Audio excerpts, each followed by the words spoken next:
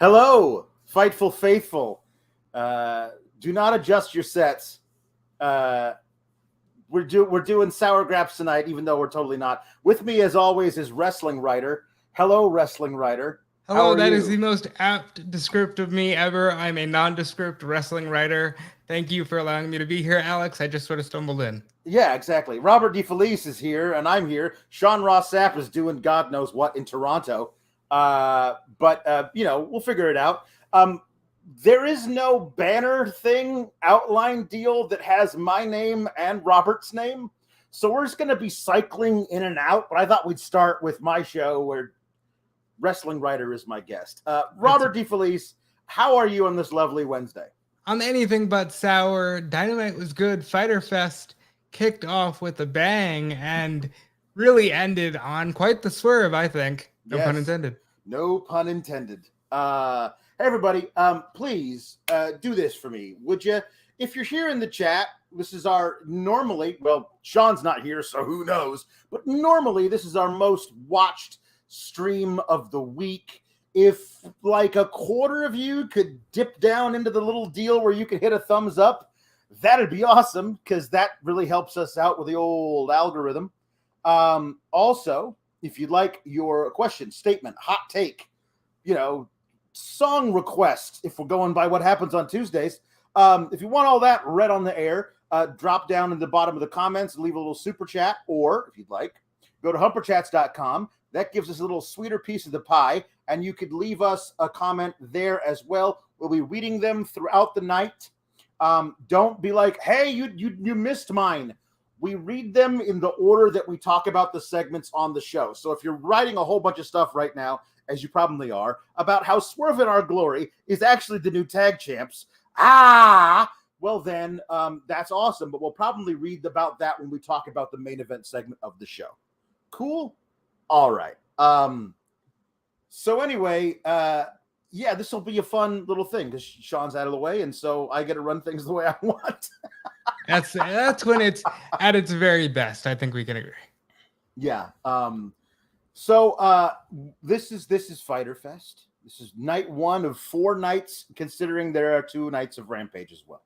So it's 2 weeks of this thing. I think it's kind of cool that they decided to carve out a little area of July to make the regular TVs seem important, kind of in the doldrums of summer. I think this is cool. It kind of gets all the big players on TV along the way, furthers some stories as we're heading into the last 6 weeks before All Out. We can start really that build in a lot of ways. Coming into tonight, I thought the card looked really strong. Knowing we were going to get some more things added for next week as well. We got some of those things, and they look great. But there's something that came around earlier, I guess at the end of last week. They were like, Wardlow's first title defense as TNT champ will be against Orange Cassidy. And I was like, well, damn, they're not starting that thing off light. That's a great way to kick off a title reign. It is, and I think the justification being Orange was hurt in the ladder match where Wardlow won the right to challenge in the first place. But my God, this show started off with quite a lot of tickle butt and a chainsaw, Alex. They just decided, you know what? We've got a chainsaw under here. Let's use it. I not yet heard it referred to as tickle butt. Usually I refer to as grab ass, but it's basically the same thing. Just people running around having fun. And what a lot of fun there was to be had. I love when you take see, basically the whole thing is that Orange Cassidy is a personality within wrestling that has its own tropes and its own little bits. He's got to do this bit or the match doesn't exist. You got to do the bits.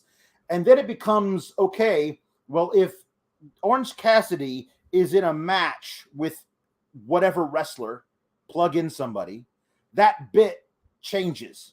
That bit gets reacted to differently. And so when he does his whole, by the way, I love starting off with the invitation to the Greco-Roman knuckle lock, but then putting up both hands and then going into the pockets.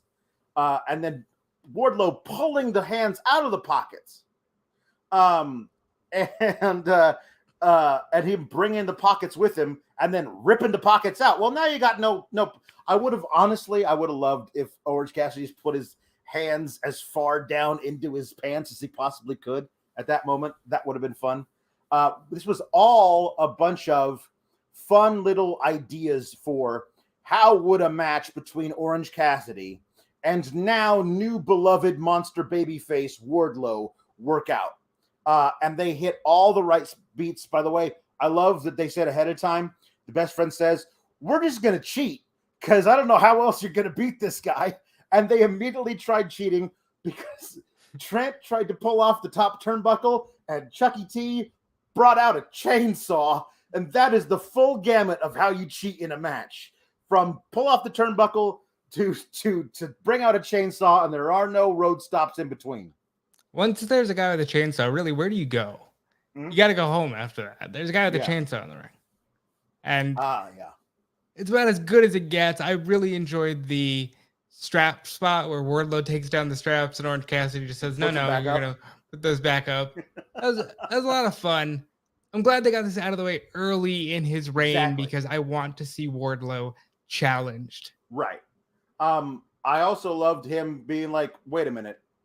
I smell something. I smell grease paint. And just yanking Danhausen out from under the ring. And Danhausen thought about cursing him, but is like, you know what? I'll just leave you to it. Bye. Yeah. And he just leaves. That was great. And at that moment was when all the silliness stopped. It was everything was silly up until that point. Wardlow chasing him around the ring, the chainsaw, pulling out Danhausen, and then the first orange punch happens, and now Wardlow's in trouble. And Wardlow's honestly a very, very good professional wrestler when it comes to all the little things you do to perform to make things look better. Him selling that first orange punch where he was not ready for it, with like working out his jaw for the rest of the match, was great. The way he sold the chop blocks was really, really great. Each one hurt a little bit more, like all of that stuff. Him hobbling around the ring, trying to figure out, find his footing was all great. The sequence of Stun Dog Millionaire, Orange Punch, Beach Break was like, they're not going to take the title off of Wardlow after 1 week. But if they were, holy shit, that sold me a ticket. Yeah, and I like that. When it came down to it, Wardlow just kept going for one thing, his bread and butter, and that's the powerbomb. And when it finally came to it, he didn't play around. He hit a powerbomb, and that was it. Because he respects that Orange Cassidy is a name competitor who's beaten Chris Jericho and Adam Cole. You hit him with one, and you don't mess around because who knows what happens afterwards. He probably could have pinned CM Punk all those months ago off of one powerbomb. But he was like, no, I'm going to do 8 of these things. And by that point, he got rolled up in a small package. You never know what happens. You got to get rid of the guy in the first one. I also love afterwards the fist bump. Like him being like, no, I respect you, dude. That was awesome. Thanks for giving me my first title defense. That was cool. I thought this, honestly, this went about as good as I think it possibly could have gone for both guys, honestly. I think that, but like Wardlow has not been pushed like this in a long time. So Orange Cassidy be the guy that does it by systematically ticking off his defenses one by one, like little needling away at all this stuff so that he's lives himself wide open because he's distracted and gets one orange punch in. And from then on, he's just constantly coming at him. I thought it was great. I really loved it. Great match. Great way to start the show. And I think it really eased the audience into like, okay, let's have some fun. This is an important episode of Dynamite. But I want to see more from Orange because honestly, Orange was a guy who, before the Bryans and the Punks and the Adam Coles, was going to be a cornerstone guy. And I still think you have that in him to do that. So I would really do that. And Alex, I am now you. Yes. And I must say, I'm not sour at all about this show. No. We'll do this so nobody like freaks out about it. But now you're Sean. Again, we do not have one of these things that says my name and your name. So we're just going to go crazy here. We're just going to we'll do this one. What's Jeremy up, Lambert. You guys? Denise Salcedo. Oh, wait. What? I don't know. I mean, I'm Carlos Toro, and you're Jeremy Lambert. I like this one. I want to be Jeremy Lambert here from now on, just for the next few things I'm reading. Tom LaValle says, Robert is back. Best smile at Fightful. It's true. Thank you. He does have those pearly whites. I'm technically Denise, so Denise has the best smile. Yep, there you go. JW Pringle says, Psst, hey, Alex, Kate looks more handsome than I remember. SGS for life. Wonderful to see you, Senor Roberto. Does AEW hump or what? It does. It does hump.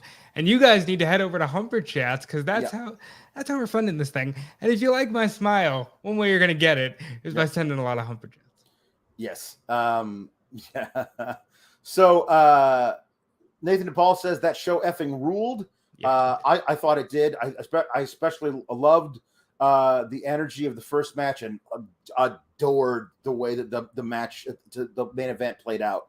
And some really great stuff in the middle. Like Takeshita is becoming like my favorite dude to watch in the entire company. Yeah. But we'll talk about him in a little bit. Axel Hunter says, I've been liking these Dynamites since all of the injuries way more enthusiastic.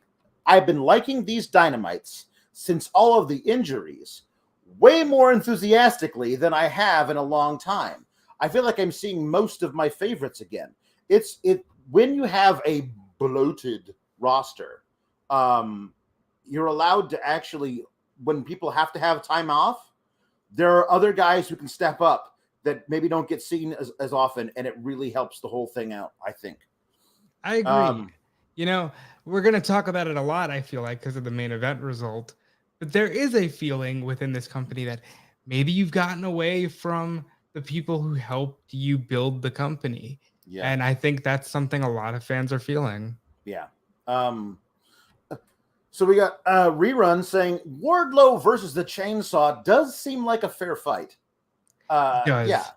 I think that's Wardlow. I would not be surprised to see Wardlow in a match with stipulation is I get to use the chainsaw and you don't, Wardlow. I think that's what MJF should have figured out. I think that's what they should have done all those years ago with Mox and Lesnar, but Lesnar just sort of kept throwing him around, and I feel like that's what would happen here, even if someone had a chainsaw. Yep. Yes. Sawyer says best friends being very bad at cheating and being eliminated 3 minutes in was perfect. Goofy babyface versus babyface booking. This is the thing about Wardlow that I love is that he's not afraid to poke fun at himself. He's the big, strapping monster babyface who power bombs dudes until their souls go splat. But that doesn't mean he can't realize that there can be a joke involved in the match that he's in. I like that a lot. Yeah. Rich Southwood says that Wardlow and Orange Cassidy was a great match to kick off a loaded show. Both guys looked great, and everyone walked away looking good. The chainsaw made me audibly laugh out loud. Yeah, it was just perfect. I love that when Trent and Chucky says, we're going to cheat the whole match, I was like, oh, now I can't wait to see what they do. And I was like, okay, I'm sure it'll build to something crazy by the end. And they were like, no. Turnbuckle off, chainsaw out, and that's it. That's the joke. And I thought it was great. Yeah. We got to see some recaps of stuff that was shown on Dark last night. I think that's a really great thing. And I think, especially if they're going to show stuff like this on Dark, you show a recap. I would argue you show a recap of stuff that happened on Dark. Anyway, even if stuff like this doesn't happen, take 45 seconds and show a little montage of the best spots from Dark and get people saying, wow, that's every Tuesday night on YouTube. I better tune in. Like, it's 45 seconds. Figure out a way to do that every week. And I think it would actually really work. But the recaps were of Pac's first title defense as the All-Atlantic champion against Shota Umino, which was a great match, long match. They did it Rev Pro in Sheffield, England. Shota's really, really, really good. And Pac basically getting in his crazy, like, brutalizer submission on him while he's standing up and just not letting go until he gradually brings him down to the mat and he has to tap out was an awesome way to finish that match. I thought that was great. And it should have been on Dynamite because this is your new title that hasn't actually been seen on Dynamite yet. Right. So this should have been played. Yeah. So we got Thunder Rosa versus, help me out here. Mayu Yamashita. I got the first one. That Yamashita winning was a surprise, I think, to a lot of people. But I like that it's like, okay, no, seriously, not like a hey, it's a championship contenders match in WWE where you might win like 4 or 5 of those in a row and never get a title shot. No, and you'll never beat the champion either. Yeah, this actually means that she is guaranteed a title shot. And they're going to bring her to the U.S., and she's going to have that title shot on a Dynamite or a Rampage. I think that's a Battle of the Belts. Or a Battle of the Belts, probably. I think that's a really great way of being able to get to that point. And it puts over this person who beat Thunder Rosa without her beating Thunder Rosa because she reversed a small package. Like it's a way of Thunder Rosa saying, I lost. She was a great match. I can't wait to face her again. I'm going to, when my title's on the line, I'm not going to lose though. I think it's fine. I think that considering the Ring of Honor women's title match has had more build on TV than the AEW Women's Championship, this is the least you could do. So I'm glad that they did show some of this and we got to see Thunder Rosa on the show. Right. So we got Chris Jericho coming out. And Chris Jericho is wearing a red suit. A maroon, you might say. Maroonish suit, fuchsia. And he is he's cuts a promo on Eddie Kingston and how Eddie, but you think you're gonna drink my blood or whatever. No, you're not. I'm gonna beat you because you're a loser or whatever. I saw a lot of praise of this promo online, and I don't get it. I think fine. Like, oh my God, Chris Jericho proves he's still got it. I'm like, it was a fine little promo, but I don't know what else it was. You know what it is people were so happy that he wasn't going, I'm a wizard and GFY. That's true. And by the way, I'm the best. It was just very, hey, let's promote a match here. And Jericho is still good on the mic as he should be because he's been doing it for 30 years. Yeah. But the pop for the Painmaker to me, oh man, is like, all right, buddy, so you're gonna put on war paint and wear a shirt next week because you're going into the.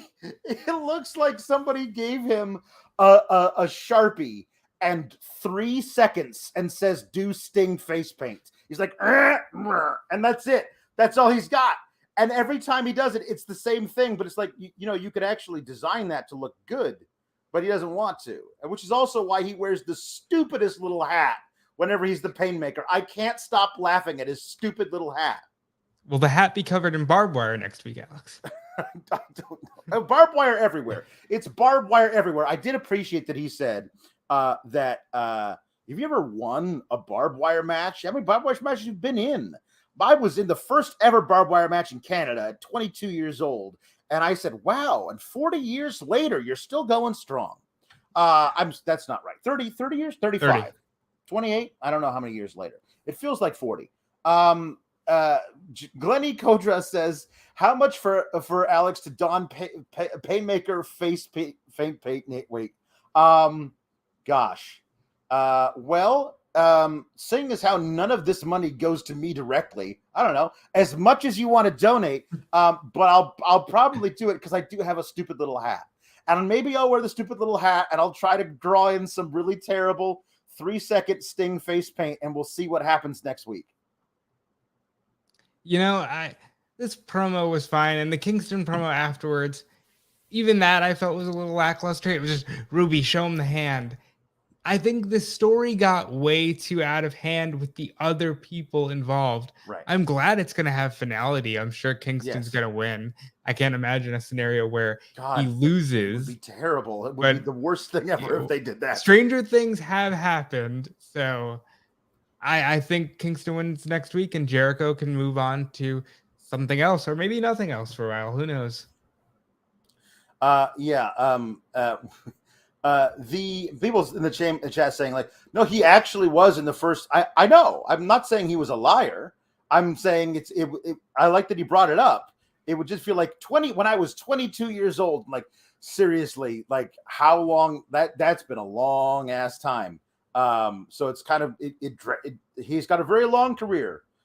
I'm pretty sure that's the only one he's in because when I think Chris Jericho, I don't think barbed wire. Yeah. Brent Lockman says, done with Jericho cosplaying as King Diamond. Yeah. I liked the thing backstage with Eddie because you just got Ortiz and Ruby back there as like his backing group, standing there looking badass as he's like, I'm going to kill you. I'm going to love it. It's going to be great.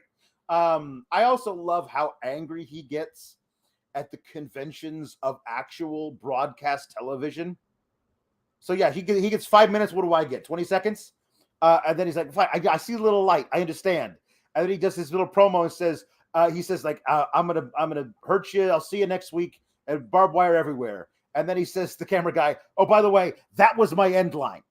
You asking what the last thing I was going to say was, that was it. I like it. Kingston is real, so he gets it. I don't know where he goes after this. Maybe Wardlow, but he's got to win first, and I'm just holding on to hope that he does. Yeah, me too. So we got Moxley versus Takeshita after Takeshita's match versus Kingston last week on Rampage, which holy shit, that was one of my favorite matches of the last 5 years. Like I loved that match. Yeah, that's at least in my top 20 of the last 5 years. That match, that was so great. I was really intrigued to see Takeshita coming off a loss, but also get this championship eliminator match versus Mox. But I love that the way Tony tweeted it out was that, Mox requested this match. He asked for this thing. It's like, so we're gonna have you have a championship eliminator match. Give me Takeshita. I want that dude because I want to fight. And like, because if anything, like Moxley and Kingston being best friends, Moxley's watching that and going like, that dude hits hard. I want some of that in my life. And I think that's a really great reason to give Takeshita a championship eliminator match. And this match was everything it needed to be. Takeshita's becoming my favorite dude to just watch wrestle. I see there's a lot of people who are worried about his booking. Like, he's the guy who's the new guy who's proving himself by taking the best guys in AEW to their absolute limit. He's not in a position yet in the company where he's going to be beating those guys. But the fact that all of those guys want to work with him and are like, yes, like, let's make it a really, really good fight where anybody could possibly win before the end. I think that's a great sign for him. And I think that's the exact idea. Tony Khan talks a lot about being a fan of wrestling, and we used to see, Kensuke Sasaki just show up on WCW, fight everybody, lose, but he's the guy you put in there with everybody. That's what Takeshita's doing. That being said, he's got to get an all-elite graphic soon because this dude is just tearing it up. Yeah, he really does. He's amazing. What I want is this because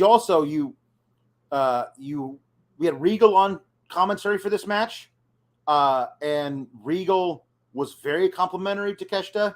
Like, if you sign him, I think that's a great place for him to train. Is being somebody for the BCC would be really, really great for the Blackpool Combat Club. That would be a really great way for him being brought into the company. Moxley says, I like this guy. I like fighting him. Regal says, I see something in you, young man. And then they bring him in, and that's a really great way to, like, in story-wise, why he's part of the company now. That's a really great way of doing that. And he's so good. I really enjoyed watching the German and all the attempts. Like, he tried to pile drive him on the apron, and Takeshita is just so much fun to watch. And I think that's what we wanted when we wanted Forbidden Door. And you've got these guys from different promotions jumping in. And I think he could be in BCC, or maybe he's just a guy for Ring of Honor. But I want to see him stateside permanently at this point. Yeah. We got some Humper and Super Chats about this match. Chris Raines saying, Takeshita continues to impress every time he wrestles. That he does, man. He is great. Joy the Bag of Donuts says this one. Joy Bag of Donuts says, enough with the endless losses for Takeshita. AEW should sign the guy and push him. He's the total package. Now, I'm fine with the losses that I've seen him take because those are against, like, Lethal, fine, but Lethal cheated to beat him. But, like, he shouldn't have beaten Hangman when Hangman was champ.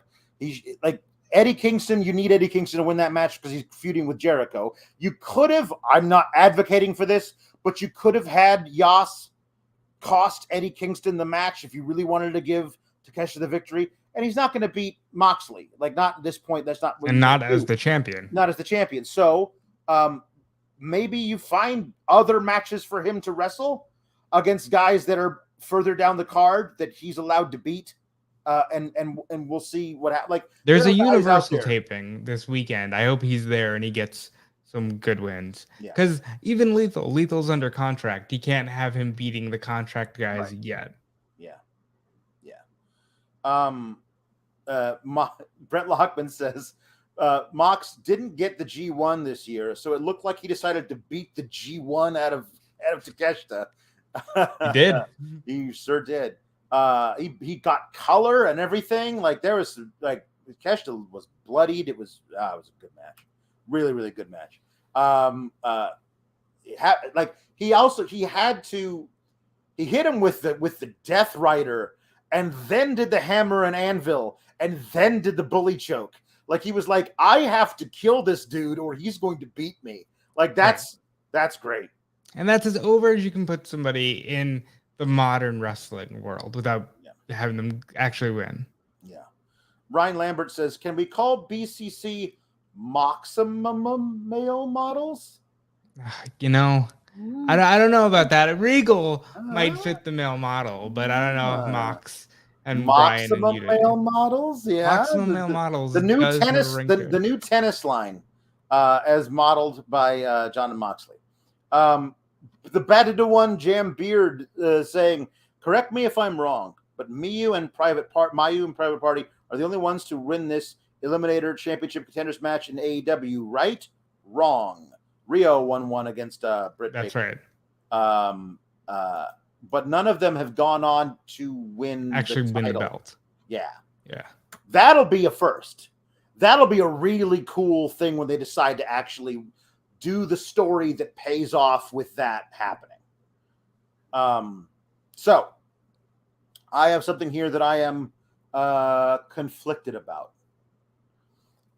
So we, after Brody King lost to Moxley, Darby came out to shake his hand last week, and Brody King brushed him off and then murdered him at like a signing in a record store or something over the week. Like, just decided to commit actual murder in a public place with neutral territory is what happened there. Nobody has the advantage.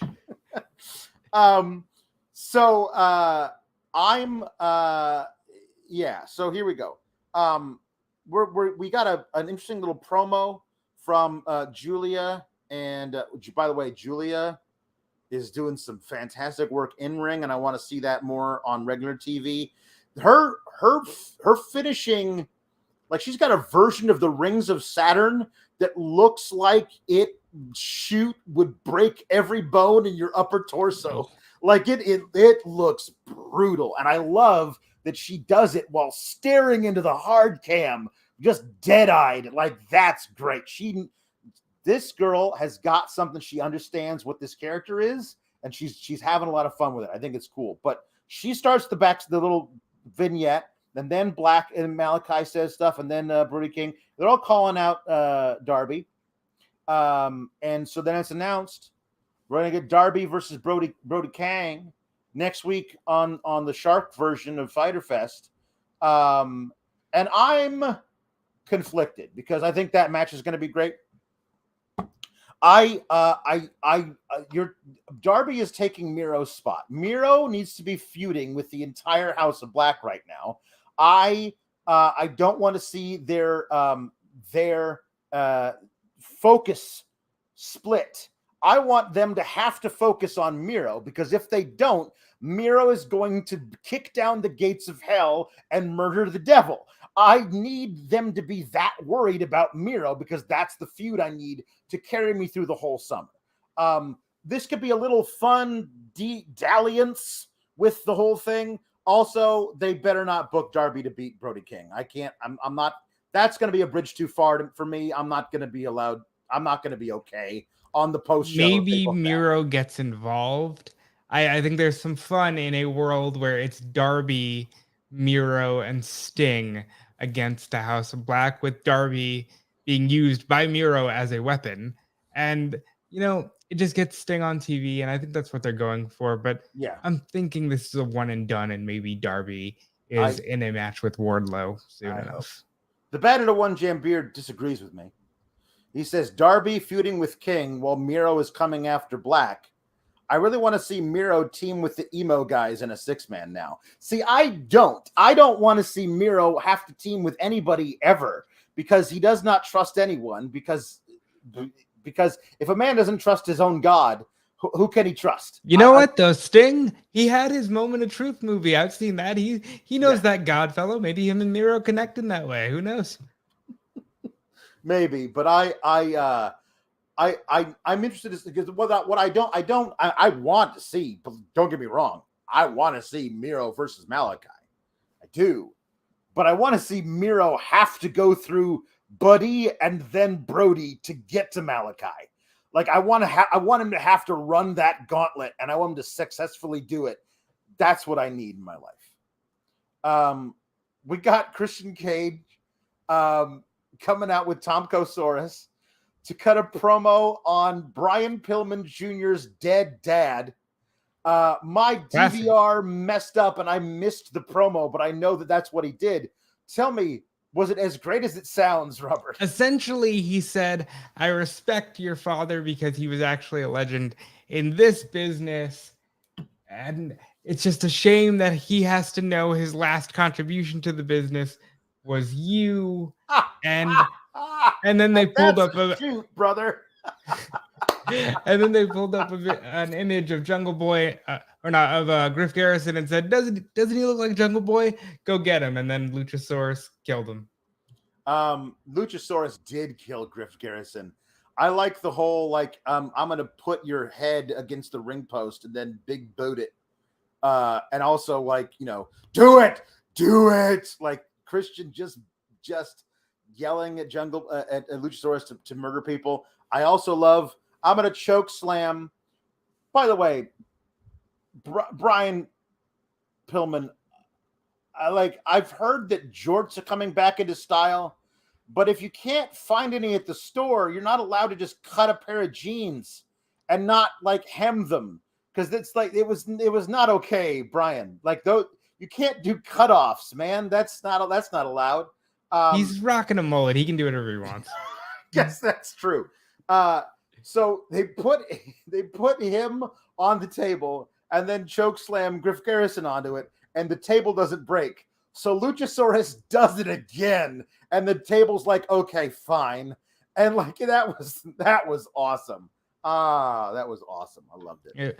A good segment. I liked this a little bit more than just attacking Jeff Hardy, who is present day actually struggling. Right. But I can't wait to see Jungle Boy come back and kick Christian's ass. Yeah. Corey M asked a question that I assume he thought was going to be answered by Sean Ross Sapp. He says, I'm Sean Ross Sapp. I'll take this one. Go ahead. Is Jungle Boy shoot injured, or are they keeping him off TV to build Luchasaurus and the story with Christian? We'll work to figure that out, and we'll have it for you on Fightful Select. What a great response. So we got Tom LaValle saying, Okay. So Griff looks like Jungle Boy. I guess. LTST for BTE. I don't know what's LTST? Yeah, because that was the whole callback of, the Dark Order kept trying to recruit Jungle Boy, but they were actually recruiting Griff Garrison, and they didn't understand that was a separate person. That goes back to Brody Lee, man. 2 years later, they pay it off. AEW really doesn't let any history go. Yeah, that's great. I do like that. Nathan DePaul says, people keep ethering Brian Pillman Jr.'s family, and he keeps getting destroyed by said people. Has to be demoralizing. I guess it yeah, maybe there will be some kind of payoff to that where he has his own loose cannon bit. Next week we get Christian and Luchasaurus versus the Varsity Blondes. Maybe they'll pick up the victory. I guess you never know. No. I imagine this is the dismantling of the Blondes, and they kind of go their separate ways after. Yeah, I think that afterwards, after that match, they're going to be looking for witness protection. They're going to want to disappear, and if you want to disappear, there's a really great way to do that, and it involves Nord. NordVPN.com/Fightful is great. How great? How about this? You're going to save money on it if you buy as many pay-per-views as I do. And I buy a lot, man. I'm not going to say what kind. That's for you to determine. But I got a great deal with NordVPN. Used it before they even worked with us. Got 70% off my deal. Got an additional month free, 30-day money-back guarantee. Works on all my devices. I have it on this computer. I have it on this phone. I have it on the router that's sitting right over there, the TV that's up against the wall, the laptop that's downstairs. It's on all those devices, and it works on all those. And I can do that and have online threat protection, avoiding pop-up ads, malware, all that stuff. Online trackers. But you can change your virtual location with just one click with NordVPN.com/Fightful. Subscribe to services overseas or get those pay-per-views at the international rate. Check it out, NordVPN.com/Fightful. There you go, everybody. NordVPN/Fightful.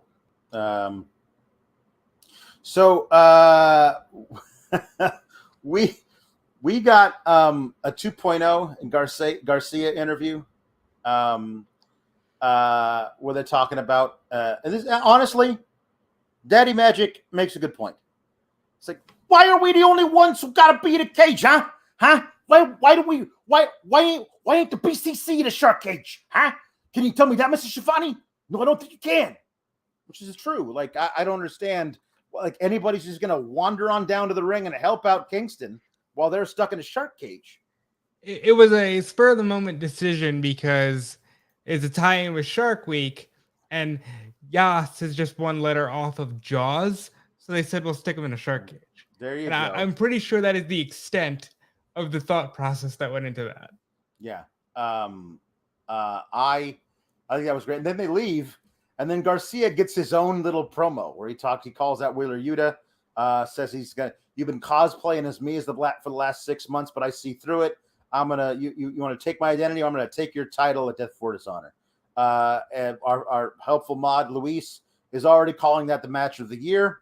It'll be Let's great. See it first. We got to see it first, there, Luis. It's going to be very good though.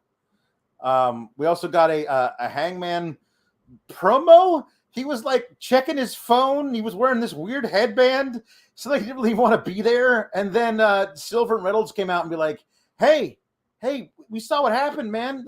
Brody King took your spot. So in the match versus Mox, so we're gonna beat up the House of Black."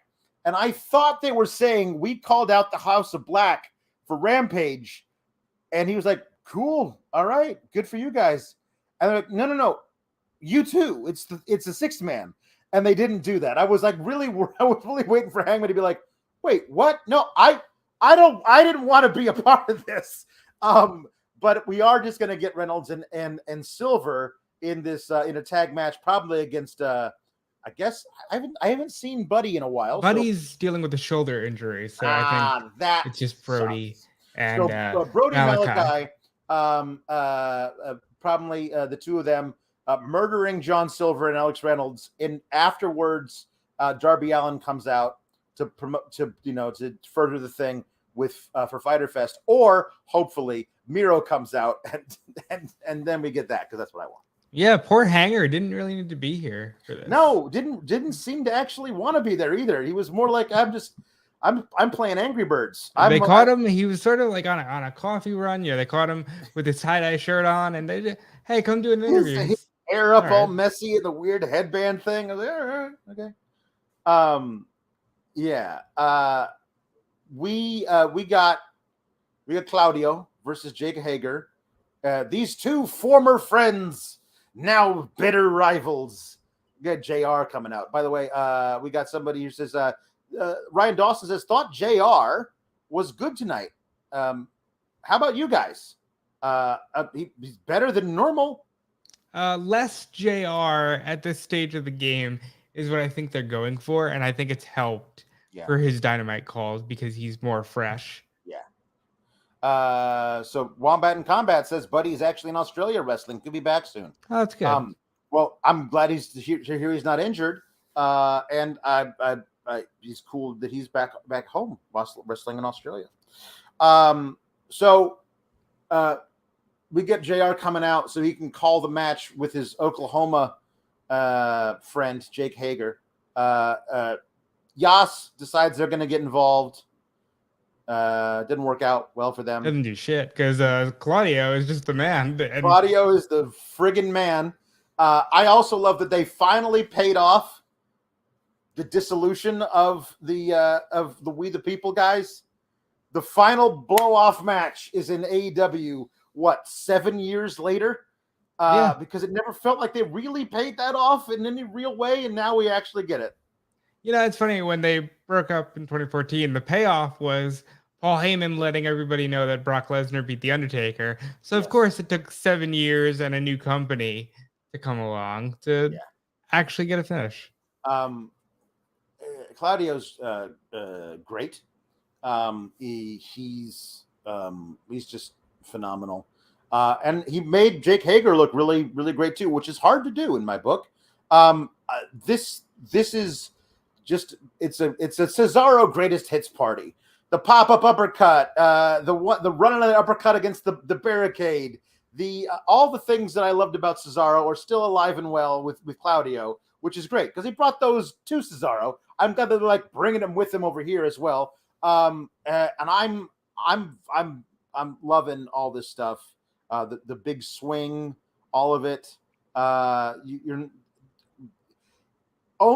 The thing of it is that if it was WWE and if he was still Cesaro and not Claudio, all this little like run of the mill, like low rent interference stuff that Yas was trying would have cost him the match. But as it is, he's here and he's Claudio, and that doesn't work now.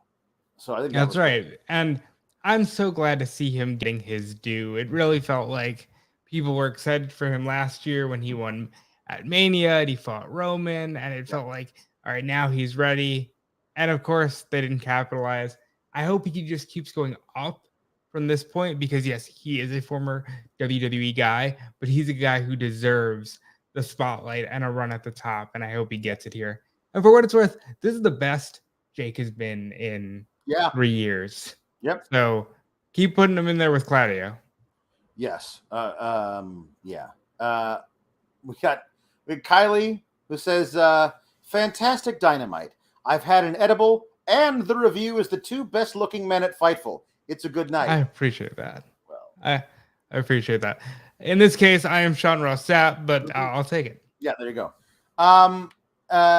Thank you very much. I appreciate that. We also got a fantastic suggestion by the Batted to One Jam Beard, friend of the Sour Grap Show, who says, Alex, I have an even better idea. After the Darby Brody match, both teams get into a brawl afterwards, and Miro comes out to destroy both teams. Yes. I could see that happening because Miro doesn't have to be anything. Miro has no love for Darby Allin. Darby is that like middle. He does the whole, emo character. I could see that actually happening. I want to know if we can extend this long enough for Brody and Darby to have a full-on match in the middle of a mosh pit. Like, there's got to be a way to do that, and I feel like they can pull it off. They could figure out a way to doing it. Hey, they interviewed Hook. The interview lasted 4 seconds. Whatever her name is goes, hey, yeah, that girl. She's like, hey, Alexa, stop. I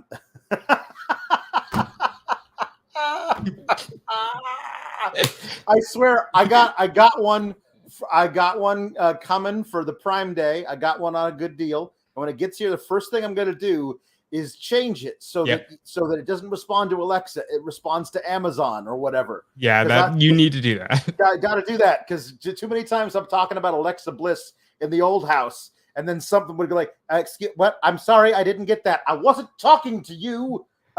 Anyway, so whatever her name is, Lexi Nair, says, "You're undefeated. Does that mean you're coming for gold?" And he doesn't say anything, and he walks away. So there you go. They can only do this for so much longer because he was in a story with Danhausen that seems to have been dropped, and it's fine. He just has to become a regular guy. Maybe he goes to Ring of Honor. I don't really know, but he needs to become a regular wrestler pretty soon. The thing that I keep saying is so obviously right there is him going for his dad's title. Yeah. Like Hook versus Ricky Starks with Hobbs like caught in the middle for a while, but eventually choosing the side of good over evil, I think would be a really cool way of doing it. But Hook versus Starks for Taz's title is a really easy thing to do that would get a lot of really great stuff going on for him. That seems like something you do in New York when you get there for a Grand Slam. Yeah. So we got Serena Deeb versus Anna Jay. And this, I think, was what we thought it was going to be. Serena Deeb just being the superior technical wrestler, getting in her Tequila Sunrise version, making Anna Jay tap out, and then Mercedes Martinez running in and attacking Serena Deeb to further that story. Makes perfect sense. Yeah. It was fine. Like, why is ROH women's division getting more airtime than anything with the AEW world title has? I think the reason for that is that they want to they're trying to drive some buys for the pape, for the ROH pape. So they're trying to get that up there. We'll see where all this goes. Who winds up whatever winds up happening with an ROH television show, streaming show, whatever actually winds up with that. We'll see how everything shakes out in the next few months. I'm okay with it for now because we're building to the pay-per-view. But after that, it feels like, okay, now we got to do more stuff. So later in the night, after Anna Jay lost, Chris Rain says, "I like how Anna Jay is transitioning to the Queen Slayer now. She finds some really great ways to lock in that sleeper hold." At the end, we got, after that Ty coming to check on / talk shit to her former best friend Anna Jay. Like at least I'm not smashing Ruby's hand in a car door. Well, maybe if you were, then you would be on TV a little bit more. It was just very, very odd. It's also odd because did they ever actually have a falling out, or is it just like you're spending too much time with Sammy and I'm mad at you? Right. Like, I mean, not even that. It's just like it seems like Ty was one picking fights with Anna.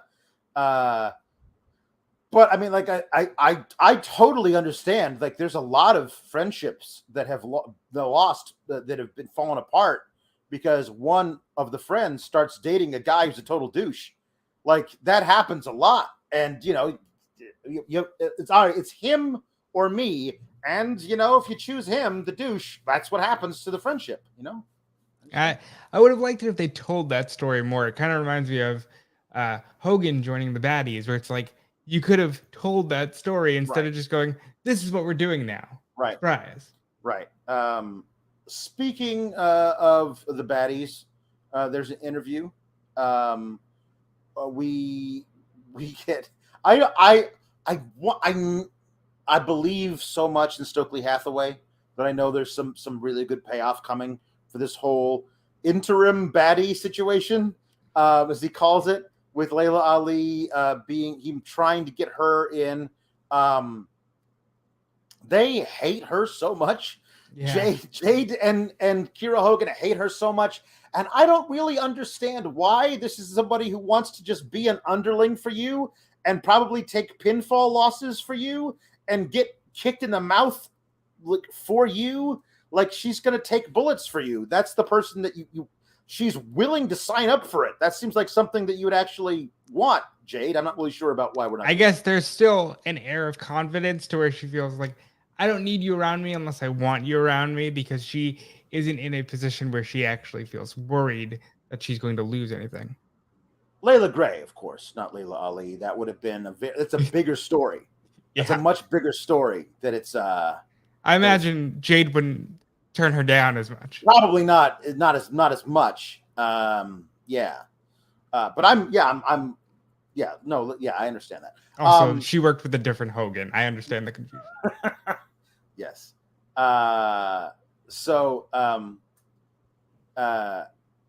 Anyway, Nathan DePaul saying that a Ty J feud has been a long time coming. Ty being delusional about taking about TV time when she's not wrestled at all is funny too. You see, she's not wrestled at all, but she's been on TV. But on TV, it's big. It's a big difference. So yes, I think you can do a Ty versus Anna J, Ty J fight. I think you can do that along the way as well.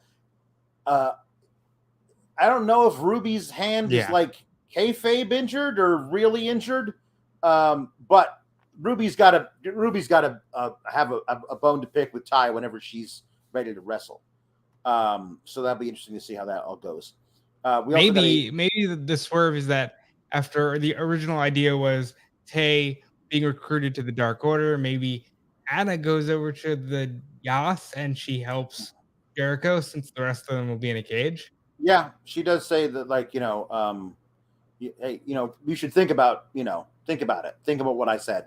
You should probably join us or whatever, which is an interesting idea. But I don't want any of that because I don't want to muddy the whole thing because Kingston would lose. Like, there has never been a guy suspended in a shark cage above the ring match in which that guy didn't smuggle a weapon into the shark cage and then drop it to the ring below. That is happening. But there are also going to be 5 dudes in that cage, I think. 4? 5. 5. I think 5. Sammy would be in there. If Sammy's in there too, that's 5 of them. So they're going to have 5 different weapons. I want to start raining stuff down into the barbed wire match. I think that could be a lot of fun. I think so too. We got an interview with Thunderstorm. They have shirts now. There's no women's tag division in AEW, but Thunderstorm has shirts. They got on that right away. And their little promo has been interrupted by Britt Baker and Jamie Hayter. Britt being like, listen, we tried our best to stay away, to give some more TV time to all the other girls, but we all know this place falls apart when I'm not here, so we're back. And so we're getting more into this thing now, which I'd be fine with if Thunder Rosa wasn't the champion.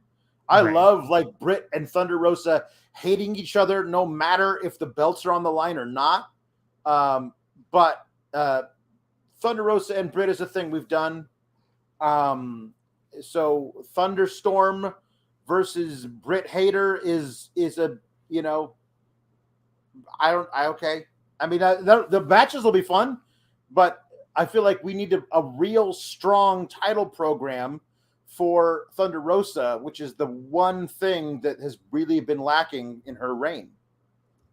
You know, I think the swerve here is Hader beats Rosa, hopefully. So that's how you get around that. Yeah. There's also a lot of here's a sandbag because this is how we're going to deal with the thunderstorm. Right. And here, Tony, you carry her for a month.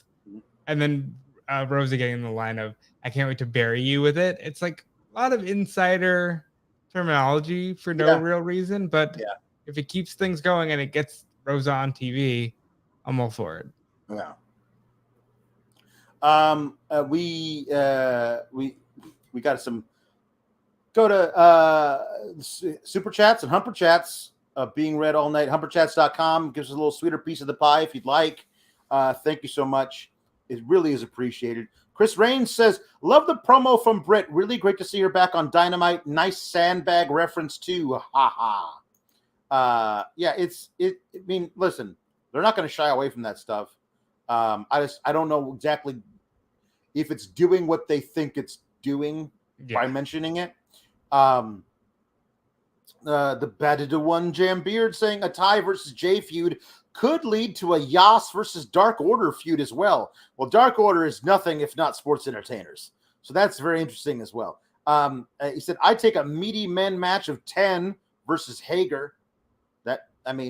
Sure. Plus 2.0 versus Silver and Reynolds. Now, there you got me talking. 2.0 versus Silver and Reynolds could be a lot of fun. That would be a really cool little thing.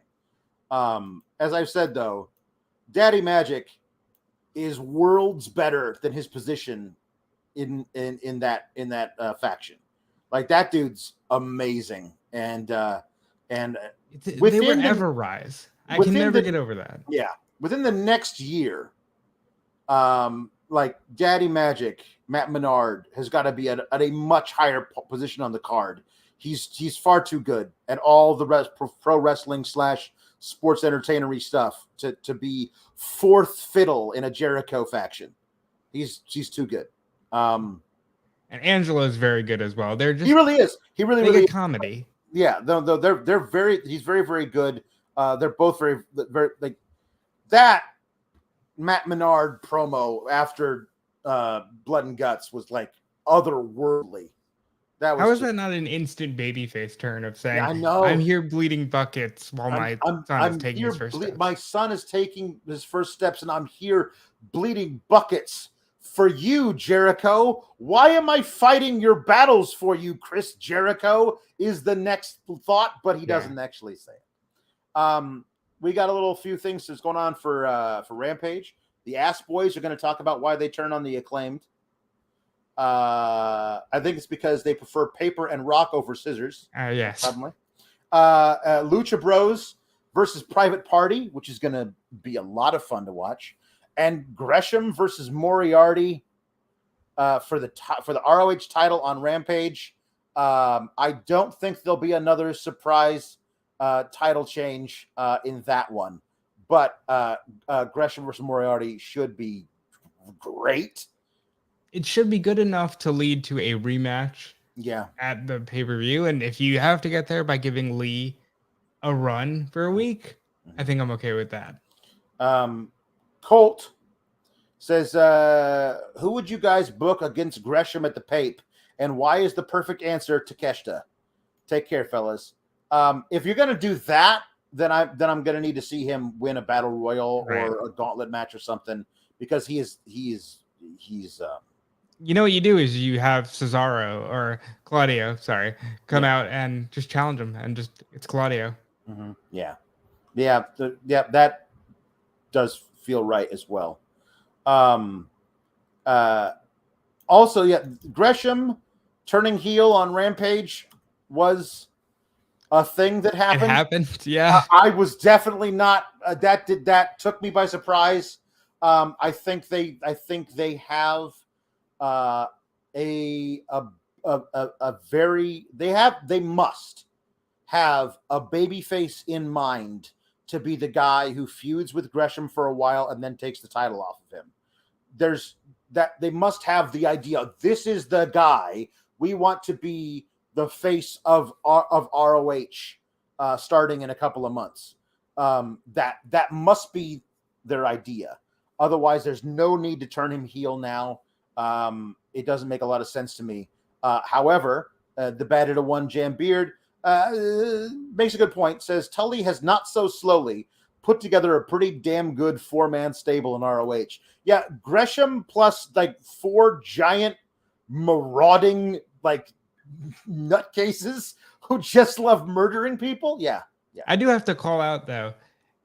Brian Cage, it felt like, okay, you're going to make him a thing in ROH. And right away you go, yep, never mind that because Gresham is now with Blanchard and he's the main guy. Right. Yeah. We got I believe a haiku. What?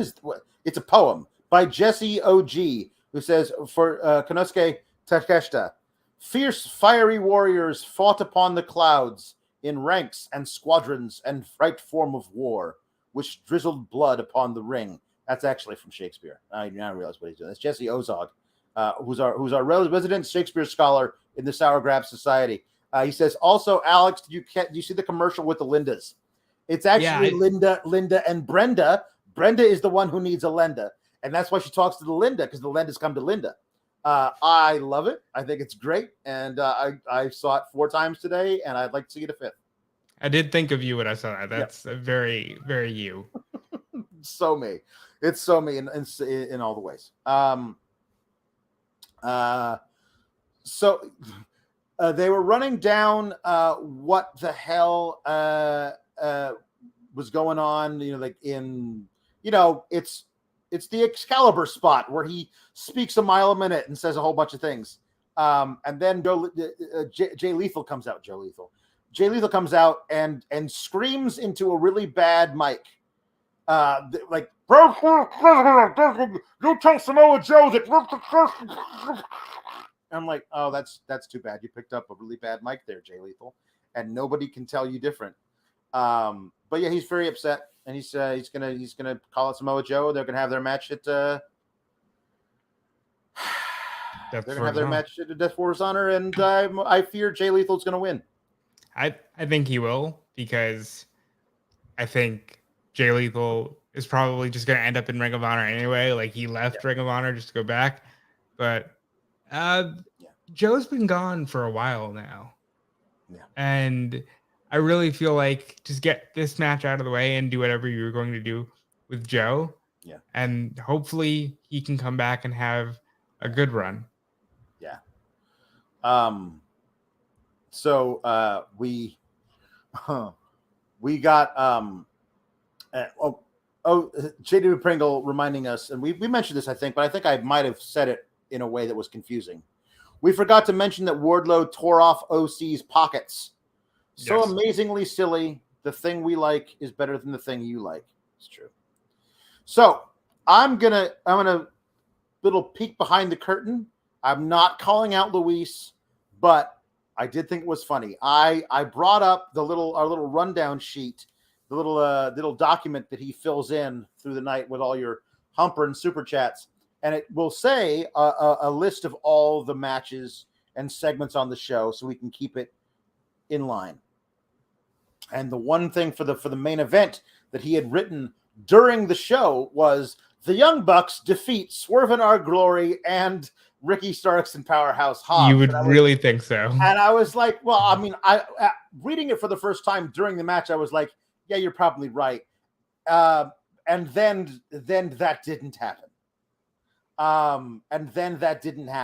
It was a great friggin' match.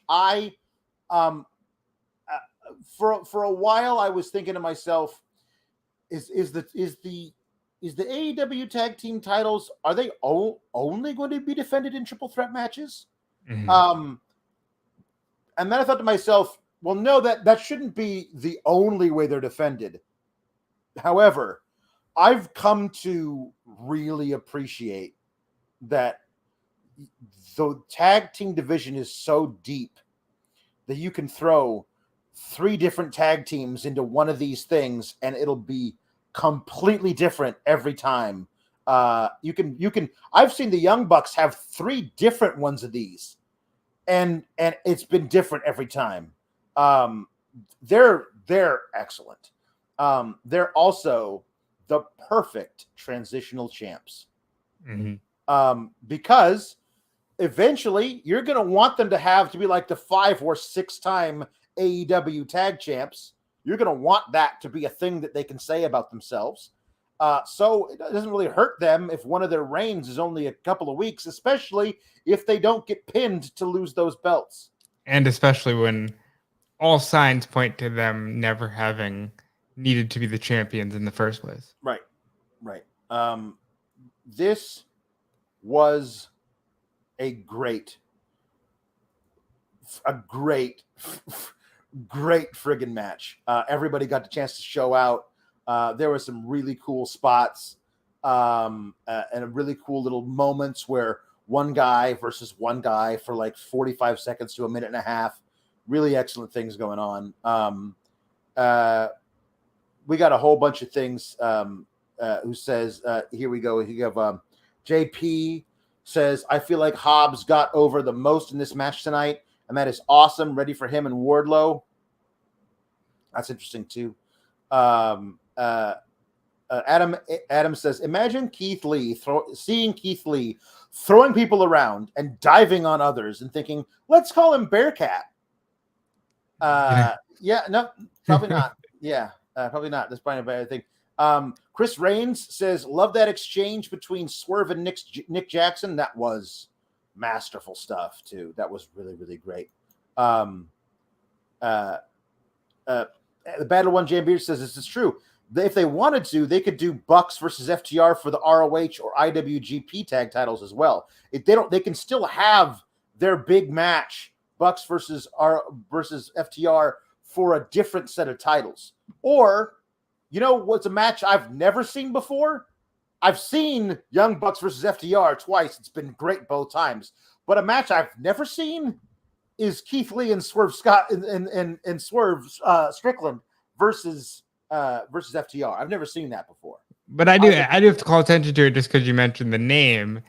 Just a year ago, both of these men were high prospects in WWE. It should have been at least. I think it's been less than a year since Keith Lee beat Randy Orton. You know, like, how do you drop the ball? And I'm just glad, Alex, that these men were able to get over their issues with one another and win tag titles. And unlike other teams that are the best of friends until a week later when they just nothing matters anymore. Right. No, it's true. Like there are a lot of things that can happen to dissolve a friendship. A skateboard breaking in the middle of trying to hit somebody with it. That certainly doesn't help. Money can be a factor. Like both of you wanting the same shot at fame and fortune, or also erectile dysfunction. We care about that performance in wrestling, that main event performance. But maybe in the bedroom, you don't have the confidence to perform. BlueChew.com and the code FIGHTFUL will help get you there. It's got the same active ingredients as Viagra and Cialis, so you know it works. You know it's that good stuff. But it works on your schedule, or maybe when you're not even ready and you want to get there. You consult with the online physician. You don't have to wait in line at the pharmacy. You don't have to wait in line at the doctor's office. No awkward in-person meeting. And if approved, it ships straight to your door in a discreet package. But there will be nothing discreet about your package when you use BlueChew.com and the code FIGHTFUL. But you know what? How about free? Get your first shipment free when you use the code FIGHTFUL. Just pay $5 shipping. BlueChew.com and the code FIGHTFUL. Get that main event performance. I'm not saying that erectile dysfunction would come between Swerve and Keith Lee, or especially between Roxanne Perez and Cora Jade. I'm saying it could be a factor in a different hypothetical friendship dissolving. You're just saying that no matter the situation, you don't want the board breaking before you're ready to use it. That's very true. Ryan Lambert says, so when is Swerve hitting Lee with a skateboard? I'm hoping not next week. That was the thing that happened with the other one. Yes. So Matthew Plus says that you should play Keith Lee's victory speech here. Well, we don't have the capability of doing that, but I do recommend you going and seeking it out. It's on YouTube. He's great. The match itself, there was a big a ref bump where Hobbs splashed Rick Knox in the corner, and then from there on out, the rest of the match was just mile a minute crazy stuff. The big finish came when Keith Lee, who had been trying to do this all match, actually was able to do a tope con hero over the top rope onto everybody except for Ricky Starks. And Ricky Starks was in the ring in prime position for Swerve to hit his big 2-footed stomp off the top rope, and they got the victory that way. That was really great. That was awesome and a great match. And honestly, at this point, it feels like the triple threat is the staple match of the division. But I'm so happy to see Swerve and Keith Lee get something. But because I got a lot of these messages, let's talk about the fact that these are two former WWE guys. Should they have given it to Starks and Hobbs, who are two AEW guys? I'll entertain the viewpoint. I'm the wrong guy to ask because I've been a Swerve Strickland, Swerve Scott, kill shot fan since like 2014. When that dude was wrestling under a mask in Lucha Underground. I've been a Keith Lee fan since the first time I saw a 12-second clip of him doing stuff in PWG like a decade ago. I've been waiting for this moment. Like, I thought these two guys, when these guys both signed with WWE, I was like, these two guys are can't miss megastars for this company.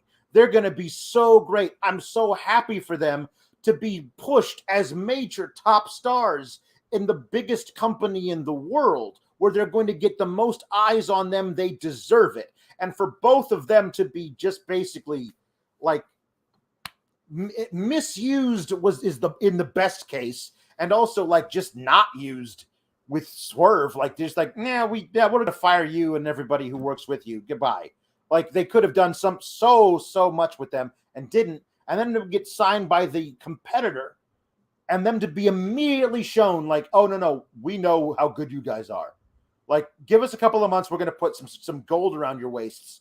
Like, I'm very, very happy for the guys I've been rooting for a very, very long time. I will entertain the other argument that it should be Starks and Hobbs who've been there longer. I get that.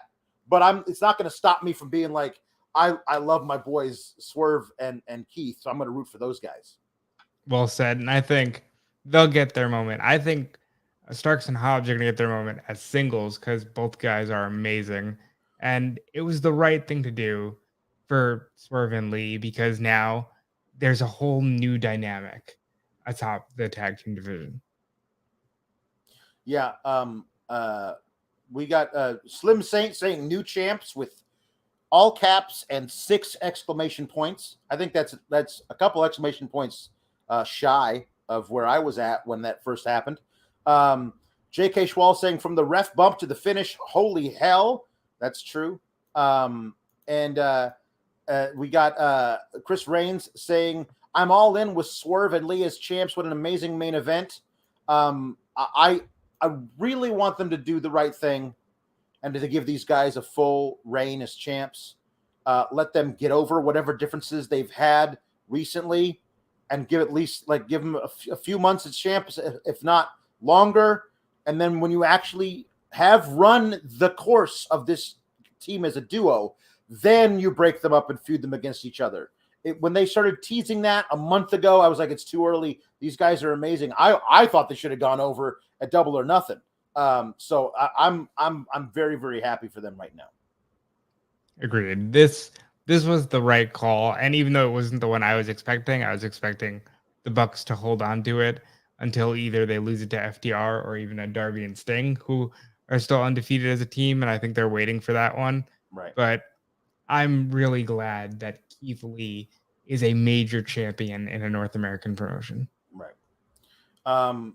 The Battle of One Jam Beard saying, holy flying F, our boys did it. Swerve and Lee are the champs. That was a fantastic match.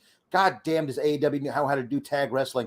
Tag wrestling is like, when it's done really, really well, it's my favorite thing about professional wrestling. All those bodies moving around the ring, like there's so little margin for error.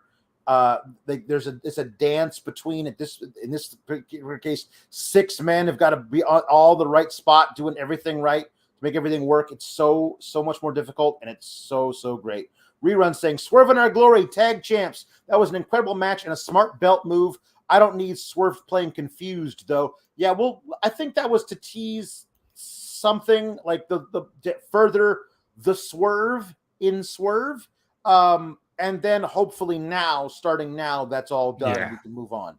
It seems like he made his decision and they're moving together. All Elite Dan saying, I'm basking in the glory of the new AEW tag team champions. Those 6 men showed why tag wrestling is amazing and fun. That's so true. Shotkid29 says, that was not a good crowd tonight.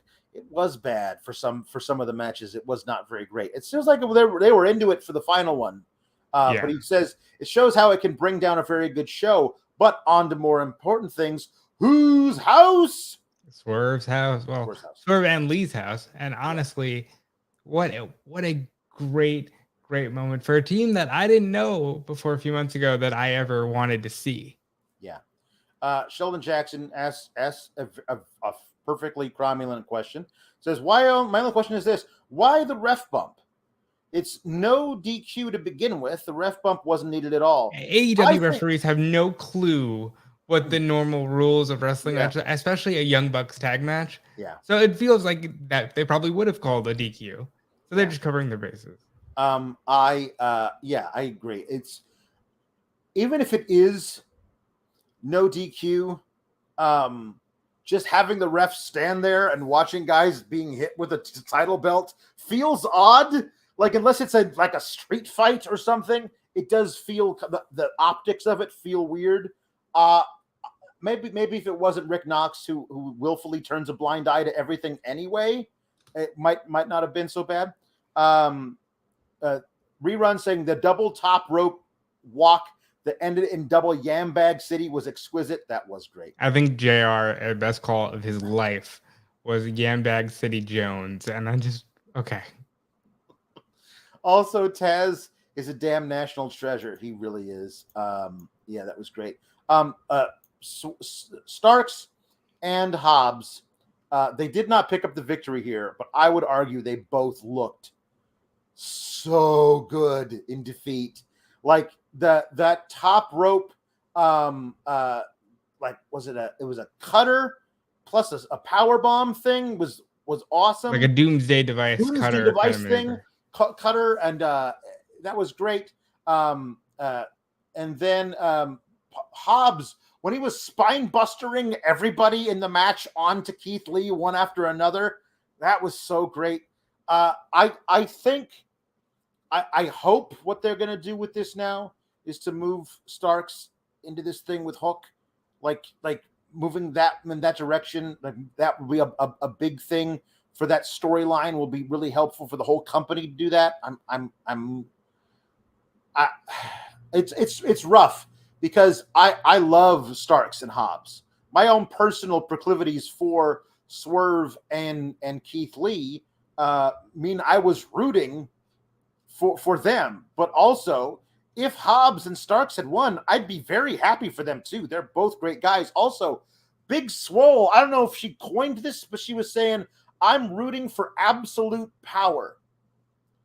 And I was like, what an amazing team name.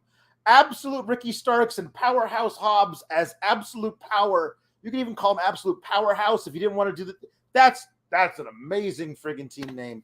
And unfortunately, they lost. So we'll see where it goes on. Yeah, but overall, great showing for everyone. And I think the Young Bucks have proven, of all the EVPs and of all the original names, they've had the best run since the start of the company till right now. Johnny Hirschman says that the last match was crazy. I looked on Twitter after, and the graphic for All Out leaked, and it had them as the champs. Good, I saw it after.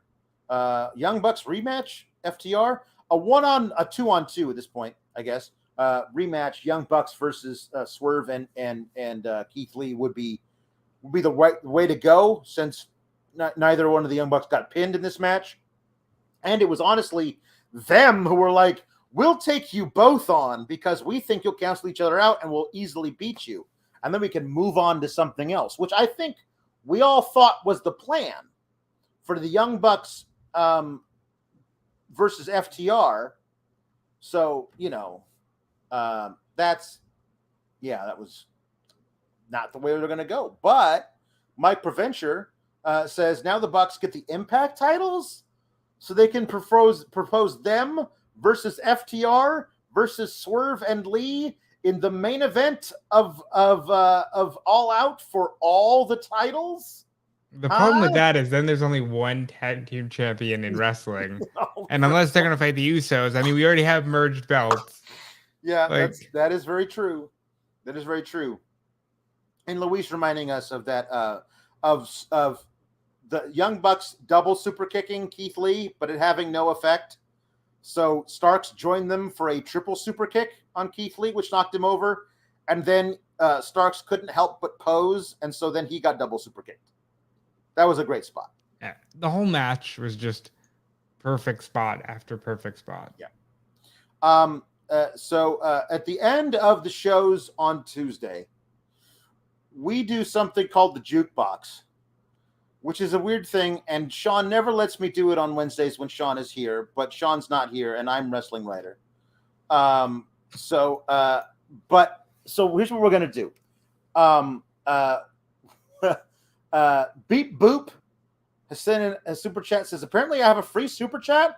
LOL, I don't know why they gave me a free $5 super chat. Anyway, I'm requesting that Linda will sing Dawn of a New Age by Satyricon. And that's just a thing that I didn't ask for this. Somebody sent in money, so I have to do it. I mean, the floor is yours, Linda. Yeah, I guess. Hold on. I got it. I had to get the glasses. Hold on. Okay. Here we are. This is very dark. I can already tell. Beep Boop, are you the one who sent in that very dark song for me to read before? And I looked, and behold, a pale horse, and on his name that sat on him was death, and hell followed with him. And power was. This is the Bible. I know this. And power was given unto them over the fourth part of the earth to kill with sword and hunger and death and with the beasts of the earth. And then again, I saw. This is just the whole thing. Is just for the great day of wrath is coming, and who shall be able to stand? The stars of heaven fell unto the earth, have even as a fig tree cast it. This is just me reading the Bible now, and I'm not even sure if I'm allowed to do that. But this is a thing that I'm not even sure what any of this is.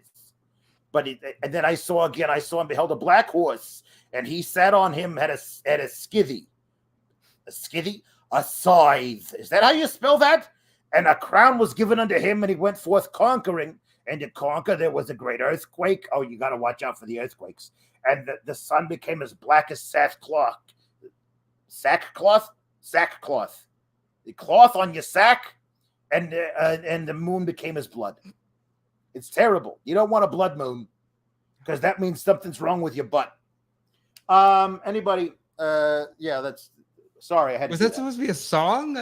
Apparently, there was a song. That was a song. I don't know anything about Satyricon. But yeah, that's enough. Quite the earth-shaking song. The whole thing is, this is not the best one to do on the one day that Sean isn't here, because it proves that he's right. Proves that he's right. I hate that. Yeah, it's bad. Someone send a better song. No, we're going to go. Hey, Robert, wait, hold on. Robert, where can they find you? I'm going to make sure that you are actually here with your thing. You can find me everywhere at DeFelice, like you'll see in a moment. But until then, follow Alex at Alex Hour Graps. And there I am at DeFelice. Follow me everywhere: Twitter, Instagram, Twitch. I'm always here every day on Fightful, being a wrestling writer. And I thank you for all your support. Yeah. And then this is me now over here. You can follow me at Alex Sour Graps. I'm over on Fightful Select doing the Sour Grap show, talking about wrestling that isn't as good as this wrestling, especially also on this very YouTube channel on Tuesdays with the wonderful Miss Kate Fabe talking about NXT 2.0, where tag teams become champions and then break up a week later for no reason. So it's a lot of fun over there. Thanks. Drop a like if you have not yet. It really helps us out. Thank you all for all the super chats and super chats. You're all the best. And we will see you later. We're out.